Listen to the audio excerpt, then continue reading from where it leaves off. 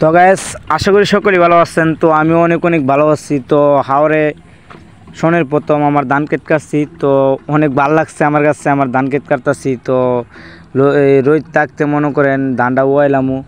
তো মনে করেন আমার চ্যানেলে অনেক দিন পর একটা ব্লগ ভিডিও নিয়ে আসছি। তো আমার চ্যানেলটা সবাইকে ফলো করবেন। তো আমার যারা মন থেকে ভালোবাসেন সবাই ফলো করবেন, কারণ আপনারা অনেক অনেক আমি ভালোবাসি। কারণ কৃষক যারা আছেন, তো কৃষক বাইরের জানাই ধন্যবাদ। তো যারা কৃষক বাইরে যারা আছেন এই ভিডিওটা সবাই লাইক করবেন।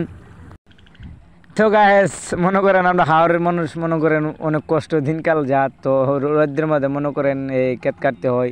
তো আজকে আমার কেটটা মনে করেন কাটতাছি মানুষ দিয়া। তো টিকটক থেকে মনে করেন ইনকাম করা যায় না, তো ইউটিউব থেকে আপনার ভালোবাসাটা নিয়ে মনে করেন কিছু টাকা ইনকাম করতে পারি। তো আমার চ্যানেলটা সবাই ফলো দিয়ে রাখবেন, তো আমার ভালোবাসা দিয়ে রাখবেন।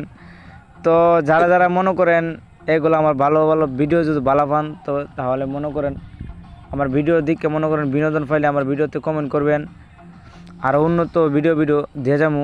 সবাই ভালো থাকবেন, আমার জন্য সবাই দোয়া করবেন।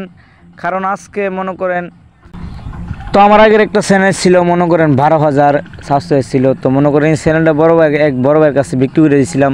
তো এটা আমার নতুন চ্যানেল, সবাই এটার মধ্যে সাবস্ক্রাইব করবেন আর ফলো করবেন, আর আমার জন্য সবসময় দোয়া করবেন।